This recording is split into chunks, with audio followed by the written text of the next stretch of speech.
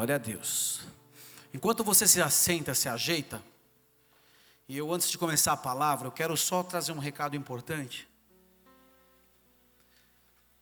Essa é uma igreja que tem um cuidado no acompanhamento. Nós temos uma preocupação em acompanhar pessoas. Porém, é necessário que todos que frequentam essa igreja, os membros dessa igreja, os líderes e obreiros dessa igreja, tenham a consciência de que o processo de acompanhamento depende também da sua postura. Nós propomos nessa casa uma estrutura de apoio, um serviço que possa fortalecer e equipar as pessoas para que possam ser usadas por Deus da maneira adequada. É impossível para um pastor e para uma pastora aconselhar todas as pessoas que necessitam aqui no final de um culto. Até porque o culto tem uma dinâmica de entrega, de oração, de impartição de fé e de poder de Deus. E a sua parte é receber tudo aquilo que está sendo falado aqui. Independente de quem esteja pregando. Uma pessoa muito conhecida no ministério internacional ou um obreiro, um líder que esteja aqui trazendo a palavra. Em muitas ocasiões nós vemos isso. Mas a sua postura de fé é o que determina o quanto dessa palavra, daquilo que o Espírito Santo faz, apesar a despeito de quem ele queira usar, toca e muda a sua vida. O aconselhamento e o acompanhamento dessa igreja é feito através das células. As células existem para que seja a base da igreja e dos ministérios.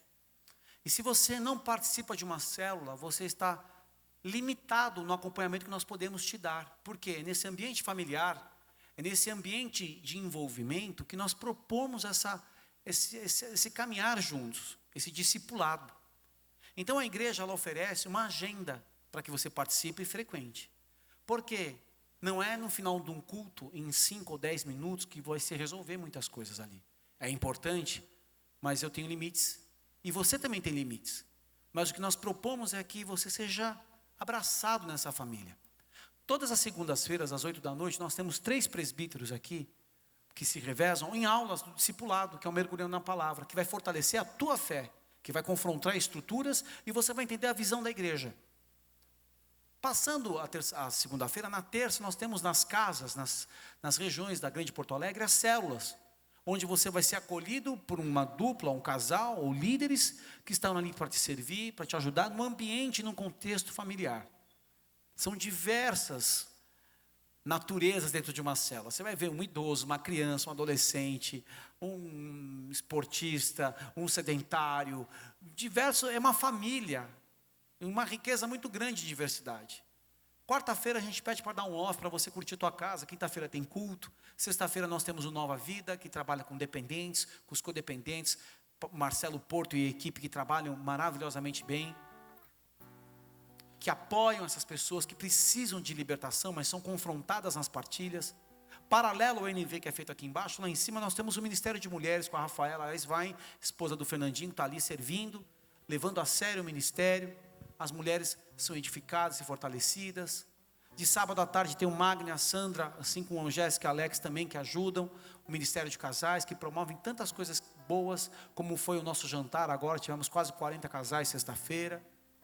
Nós temos às 7 da noite o Jonatas e a Ju, com toda uma equipe dos meninos do Flame aqui, que está mudando, está edificando, não tem mais o 20 e poucos, integrou e está cada vez melhor.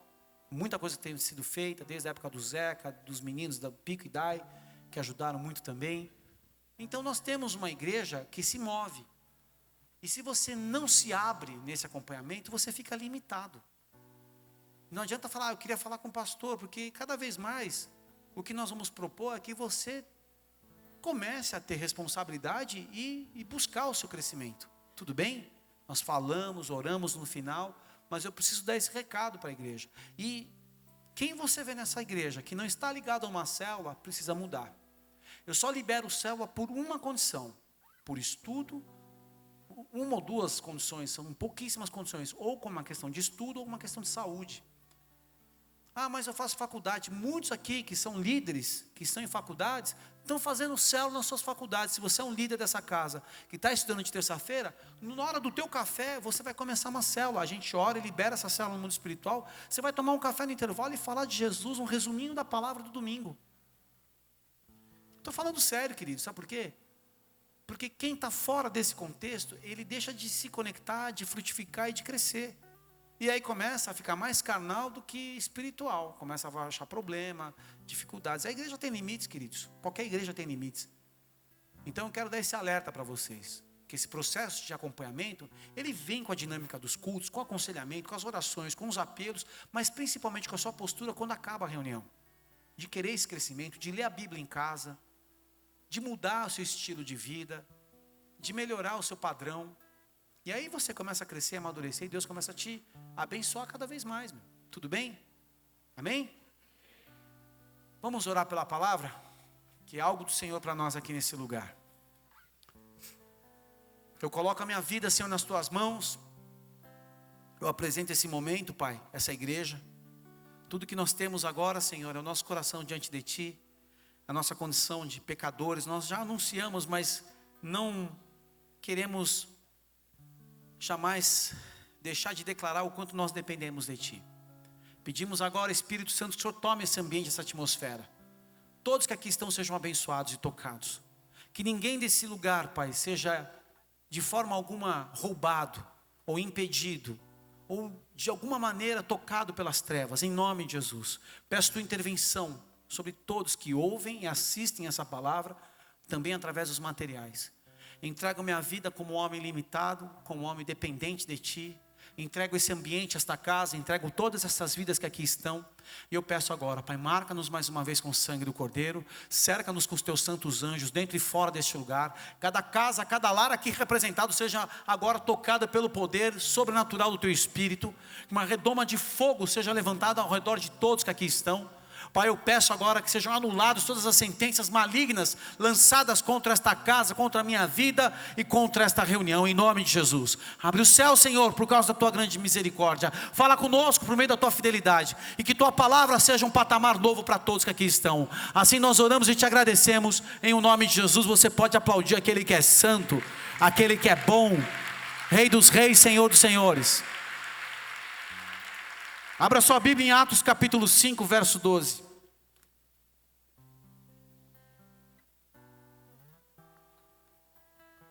Se tiver sem Bíblia, leia junto com a pessoa que está ao seu lado ou no telão. Graças a Deus nós temos aí um material muito legal para apoio, amém? Acharam? Livro de Atos capítulo 5, verso 12. Diz assim: e muitos sinais e prodígios eram feitos entre o povo pelas mãos dos apóstolos. E estavam todos unanimemente no alpendre de Salomão. Dos outros, porém, ninguém ousava juntar-se a eles. Mas o povo tinha-os em grande estima. E a multidão dos que criam no Senhor, tanto homens como mulheres, crescia cada vez mais. De sorte que transportavam os enfermos para as ruas e punham os leitos em camilhas, para que ao menos a sombra de Pedro, quando este passasse, cobrisse algum deles. E até as cidades vizinhas, circunvizinhas, concorria muita gente a Jerusalém, conduzindo enfermos e atormentados de espíritos imundos, os quais eram todos curados até aí. Aqui nós vemos um dinamismo dessa igreja primitiva, apostólica, onde o sobrenatural de Deus acontece. Onde coisas maravilhosas Deus operou através da vida destes homens. Homens limitados, pecadores, mas que foram chamados, eleitos, escolhidos por Deus e se abriram esse processo. Nós vemos aqui que a sombra de Pedro era também uma ferramenta nas mãos do Senhor. É interessante que essa palavra sombra chamou minha atenção nos últimos dias, porque foram dias difíceis para mim, queridos. Para quem não sabe, eu fui acometido por dengue. Fiquei 3 dias no hospital e não foram 3 dias fáceis. Passei por um processo de Deus que me fez repensar muitas coisas. E quando Deus quer parar o seu servo, Ele para, através até de um pernilongo. Você ri agora porque você não sentiu a dor que eu senti. Eu não desejo o dengue para o meu pior inimigo. Graças a Deus eu não tenho inimigo. Tem algumas pessoas que querem andar na carne, eu não concordo, eles seguem seus caminhos. Mas ali eu repensei muitas coisas. Quero agradecer a oração da igreja, quero agradecer toda a intercessão dos irmãos, porque isso me fortaleceu muito, fortaleceu minha casa, minha esposa, minha filha. E eu dependo muito das orações, porque não é fácil. Ninguém diz que ia ser fácil, mas a graça do Senhor me basta, amém? Essa palavra sombra, ela vem de um original grego aqui, que tem 3 significados. E Deus tem falado comigo a respeito disso. Sombra, que é causada pela intercepção da luz. Também sombra, que é a imagem projetada por um objeto, representando a forma daquele objeto que é projetado. E também um rascunho, um esboço, um sombreamento. É interessante que quando Pedro passa, as pessoas colocavam os enfermos para que pelo menos a sombra dele tocasse. Isso é algo poderoso, porque Pedro não era uma pessoa qualquer. Apesar de ser humano, limitado e pecador, havia algo dentro dele que quando projetado, essa virtude chegava nos enfermos. O que eu quero que você se atente é o poder que Deus tem nas nossas vidas e através das nossas vidas, que pode tocar uma pessoa. Uma igreja pode gerar uma sombra abençoada no seu bairro. Uma célula pode gerar uma sombra no seu vizinho. Um servo de Deus pode gerar uma sombra abençoada num colega de trabalho. Você podia aplaudir o Senhor, porque Ele quer te usar para projetar através da sua vida uma expressão de poder, de virtude. O que a luz do Espírito Santo causa quando ela intercepta o seu coração? Porque isso está acontecendo com Pedro. Quando a luz do Senhor vem no meu coração, o que ela projeta? Isso é uma pergunta a ser feita por todos nós aqui. O que é projetado por aquilo que tem dentro do meu coração? Isso está falando da expressão do que é uma sombra. Também qual é o esboço que a minha essência gera, através das minhas palavras, das minhas atitudes.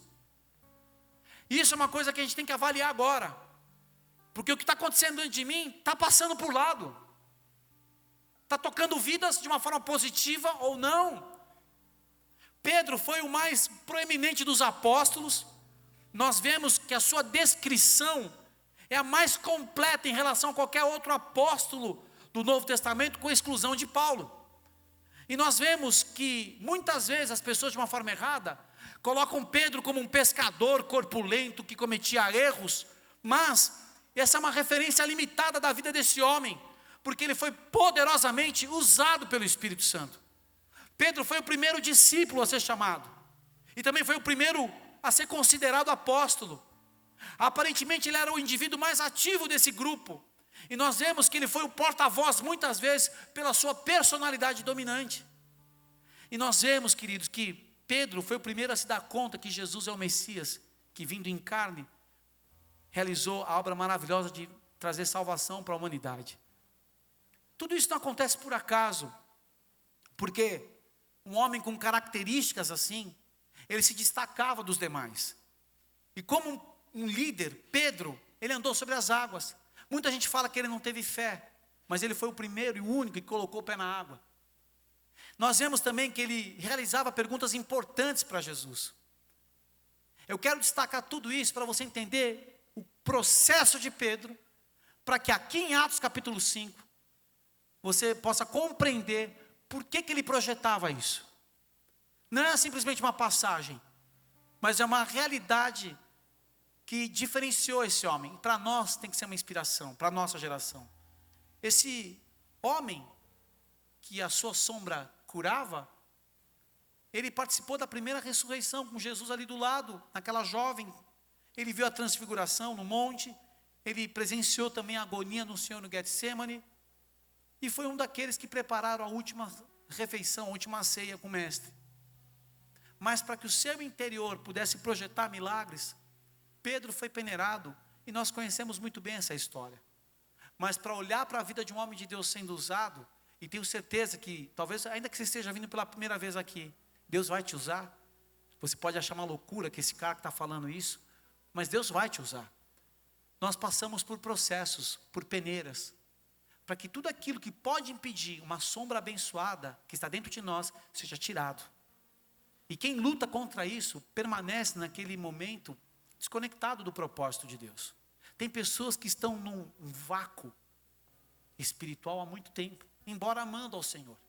Porque não entenderam que Deus vai peneirar o que precisa peneirar. Porque não entenderam que Deus tem que limpar no teu coração o que impede do que a glória dele passe na tua vida e possa chegar em outras vidas. Isso é algo que Deus tem para todos nós. Só que poucos se sujeitam, infelizmente. Em Lucas, capítulo 22, Pedro foi avisado pelo próprio Senhor Jesus. E todas as vezes que Deus quer falar conosco, Ele nos avisa, queridos. Eu sabia que eu precisava dar uma parada. Eu sabia que precisava dar um time. Eu sabia que eu estava muito acelerado. Era para eu estar hoje em Curitiba, no Congresso do Paraná. Eu sabia que estava muito acelerado. Quando nós fomos para o Costão do Santinho, o apóstolo Lina pediu para eu começar ali, ajudar a traduzir o Carlos Anacondia. Esse homem de Deus tão usado na Argentina, em tantas nações. E eu traduzi o Anacondia, Deus me deu graça, mas eu traduzi já queimando na dengue, eu não sabia. Eu achava que ia pegar um gripão. E eu traduzia o poder de Deus, aquela coisa maravilhosa, só que eu e a minha filha já queimando na dengue, porque a Rafinha pegou também. Só que, graças a Deus, ela não teve nenhuma reação como eu tive. Acho que o veneno veio tudo para mim, ela só pegou uma curvinha, graças a Deus. Deus tinha que me parar, queridos. Deus tinha que me colocar num lugar que sozinho eu pudesse enxergar minha condição. Em Lucas capítulo 22, verso 31, está todo mundo naquele momento final, a Santa Ceia, aquela coisa. E Jesus olha para Pedro e diz assim, Lucas 22, 31. Disse também o Senhor, Simão, Simão, eis que Satanás vos pediu para vos cirandar como trigo. Mas eu roguei por ti, para que a tua fé não desfaleça. E tu, quando te converteres, confirma a teus irmãos.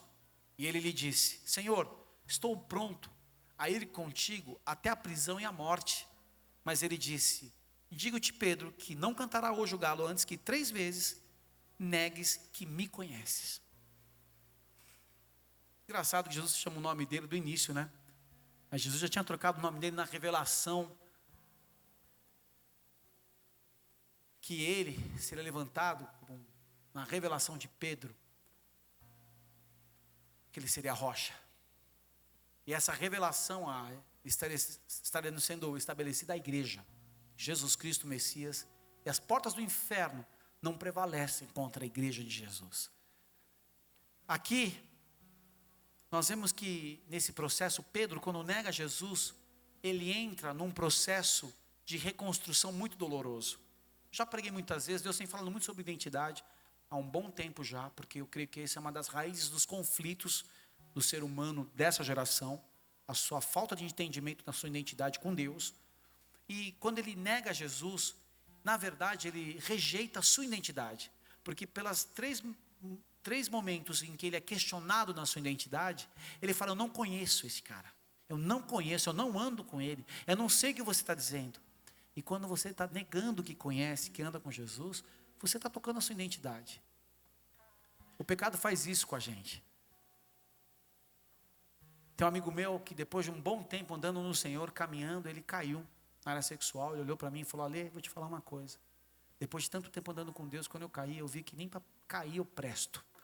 Para mais nada nessa vida a gente presta depois que a gente renuncia a Satanás. E ele só na verdade quer nos envergonhar. Porque você nem sente mais alegria do pecado. E quando a gente nega ao Senhor, cometendo pecados, na verdade a gente está prejudicando a nossa identidade. E custa tanto para você guardar essa identidade. Mas nós vemos aqui em Lucas 22 que o próprio Senhor Jesus, ele revela que intercederia, que ajudaria para que a fé de Pedro não morresse. Jesus não falou para que Pedro não deixasse de ser salvo. Jesus não falou, não Pedro, porque senão tua família, tua sogra, não. Jesus falou, para que a tua fé não desfaleça, para que você não morra espiritualmente. O que mais Satanás quer tocar na minha vida e na sua vida é a nossa fé. Porque um homem e uma mulher que Satanás toca, ele anula. Satanás não te anula numa cama. Satanás não te anula numa crise financeira. Satanás não te anula numa crise de relacionamento. Satanás quer te anular na sua fé. quando você desiste de acreditar de que vale a pena andar com Deus, de que vale a pena guardar e proteger a palavra dentro do coração. É isso que Ele quer. Porque sem a palavra, sem fé, você não é nada. Você tira o coração da eternidade. Você começa a se mover pelo passageiro. Você vive por aquilo que apenas vê. Eu vejo pessoas renunciando à sua família por um prazer momentâneo sexual. Eu vejo pessoas anulando o seu relacionamento com seus filhos por causa de dinheiro, para poder ter uma grana guardada na conta, para entrar num shopping se achando o bam. Você deixa, quando Satanás toca a sua fé, de projetar o poder de Deus na sua vida. E a condição do coração de Pedro representa o que acontece com a gente. Quando ele nega ao Senhor, ele sai amargurado, decepcionado consigo mesmo. Ele deixa de acreditar no futuro que Jesus disse que ele teria. Sem fé você não acredita no teu futuro de glória. Você não acredita que Deus pode mudar na virada dessa noite a tua história, a tua vida pessoal. Você não acredita que teu marido pode ser quebrantado num culto como esse, ser poderosamente tocado por Deus e nunca mais esse pecador que te entristeceu tanto voltar na sua casa, mas um homem lavado e remido pelo sangue do Cordeiro, mudado.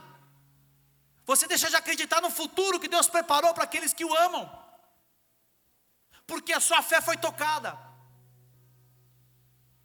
Isso acontece. Quando Jesus olha para Pedro, na revelação, ele disse: Simão, filho de Jonas, não foi carne nem sangue que te revelou, mas o meu Pai.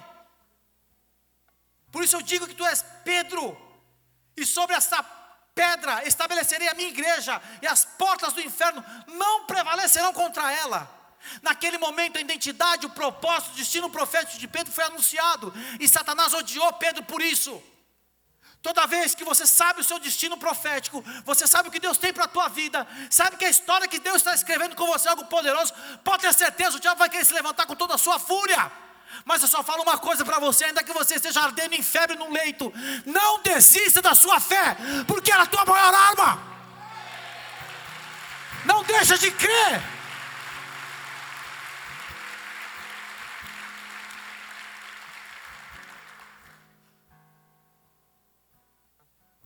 Jesus rogou, intercedeu por Pedro, porque ele sabia que ele não ia aguentar. Tem lutas que a gente parece que não aguenta.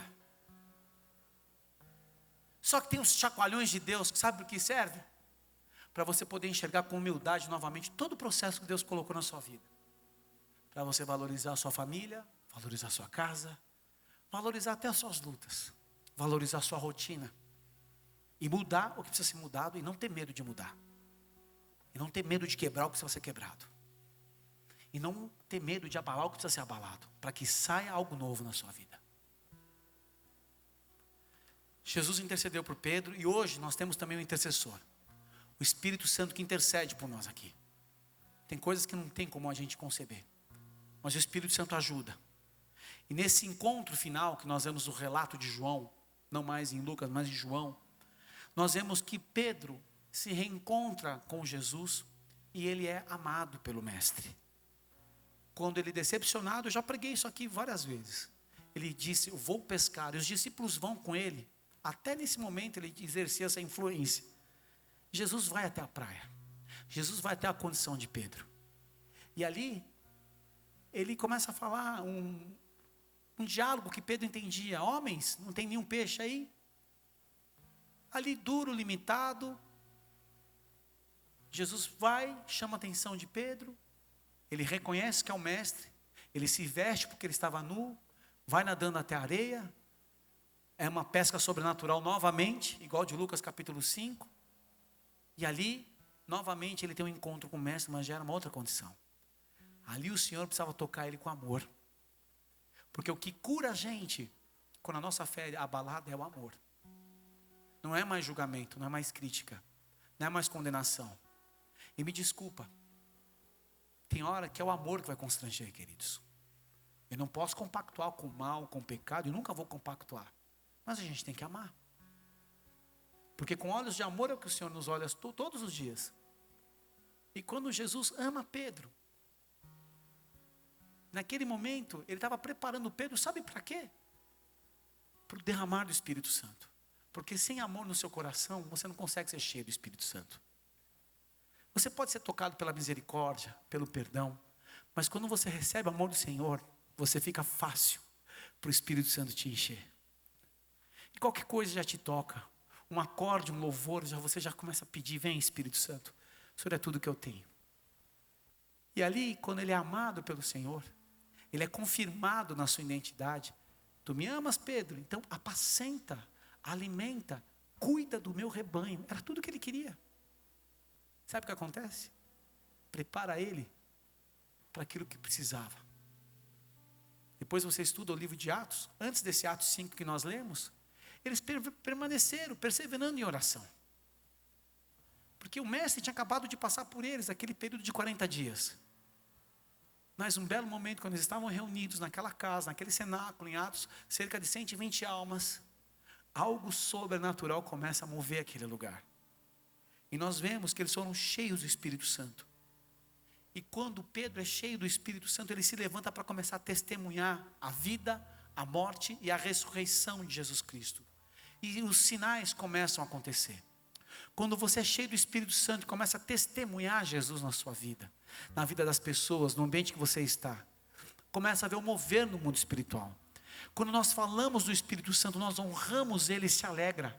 Quando você numa mesa começa a falar das coisas do Senhor, embora você esteja vivendo momentos difíceis, mas dizendo que o Senhor é bom, que se for o último dia de vida, você vai ter um encontro face a face com o teu Criador.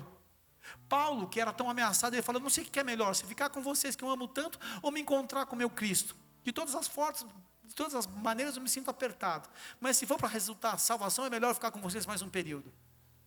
A melhor coisa que vai nos acontecer, queridos, porque você está ali esperando esse momento. Sabe que a nossa alma anela esse encontro, mas a gente muda esse encontro por roupa, por comida, por sexo, por poder, por influência, por prazeres dessa vida. Mas o que a nossa alma mais deseja é o encontro com o Criador. Dentro de nós há um código que está ali guardado. E quando você vai para a presença de Deus, e na presença de Deus você começa a adorar, vem o Espírito Santo, e aí o Espírito Santo começa a te levar para um enchimento, que você fala, tudo que eu preciso está aqui. Chorando no chão, quebrantado, não tenho nada para oferecer para Ele, mas o meu coração rendido. E aí, eles foram cheios. E aí, a mensagem de Pedro muda. E aí o sobrenatural começa a acontecer. E isso traz restauração, isso traz comunhão daqueles que criam com Jesus. Queridos, só para que você entenda, a igreja primitiva, ela simplesmente acontece.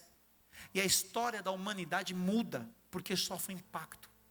O impacto da revelação de que Jesus veio e o Espírito Santo está conosco. Sabe o que acontece com nós aqui? Nós sabemos aqui na mente que Jesus veio. Nós sabemos que o Espírito Santo se move nesse lugar em nós. Mas sabe o que acontece? Muitas vezes nós estamos indiferentes a essa verdade. O louvor acontece, nós estamos aqui mascando um chiclete. A palavra está sendo anunciada, você está pensando no que vai comer, o que sobrou do almoço, ou no resultado do Brasileirão, ou se você vai ver a pessoa que você tanto quer nessa igreja, porque você está atrás de uma pessoa aqui dentro. Ou se você vai conseguir alguma coisa. Você não está com expectativa nele. O que esses homens viveram é porque eles tinham uma expectativa, que eles esperavam até ser revestidos de virtude e de poder. É tudo que eu preciso. Sabe o que eu preciso? Da virtude do poder. Dele agindo em mim. Pedro escreve, depois é um Pedro renovado, um Pedro cheio do Espírito Santo, em 1 Pedro, capítulo 2, verso 5. Se quiser abrir, pode abrir.